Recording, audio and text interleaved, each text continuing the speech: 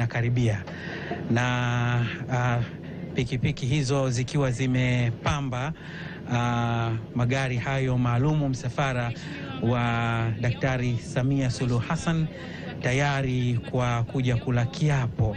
Na hapa ni Chamwino, Chamwino Ikulu, ambapo unaona barabara hizo zimejengwa zinaingia katika Ikulu ya Chamwino, na ni miongoni mwa ikulu ambazo ni kubwa na zinaweza zikawa ni moja ya ikulu kubwa katika Afrika na zenye upekee. Humo ndani kuna mbuga za wanyama, kuna shughuli mbalimbali ziko hapa. Kwa hiyo unaweza kusema kwamba ni ikulu ambayo Tanzania inaweka taswira, na hii ndio ikulu ya kwanza Tanzania kujenga kwa fedha zake yenyewe.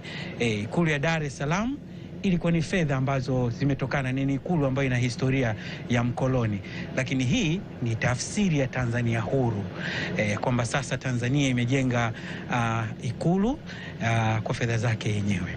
Ni kurudishe katika shughuli hii. Leo ni shughuli maalum ya kuapishwa kwa Rais wa Jamhuri ya Muungano wa Tanzania Samia Suluhu Hassan na makamu wa rais Daktari Emmanuel Nchimbi, na tayari wanawasili hapa katika viwanja vya Gwaride, ikiwa ni tayari kabisa kwa shughuli hii. Viongozi mbalimbali kutoka mataifa rafiki, nasema ni mataifa rafiki kwa sababu huwa mataifa rafiki yanaalikana yanapofanya jambo lake.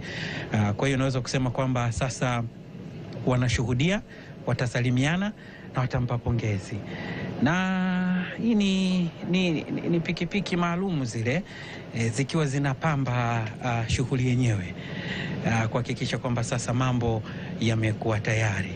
Hii ni zoezi lililosubiriwa mara baada ya Tume Huru ya Taifa ya Uchaguzi kutangaza mshindi na kukabidhi vyeti maalum na kukabidhi cheti maalum kwa mshindi ambaye alishinda kwa 97.66. Zoezi lililotarajiwa ni kuapishwa kwa Rais wa Jamhuri ya Muungano wa Tanzania mara baada ya kupewa hati ile ya ushindi, na zoezi linafanyika hapa Ikulu ya Chamwino, na tayari kabisa gari hilo linaonyesha lina bendera ya rais na lina kwa lugha ya Kimombo wanasema plate number, lakini kibao cha mbele ya gari kikiwa na nembo ya rais. Na kwa nini bendera bado inapepea? Kwa kawaida katiba ya Jamhuri ya Muungano wa Tanzania ni kwamba rais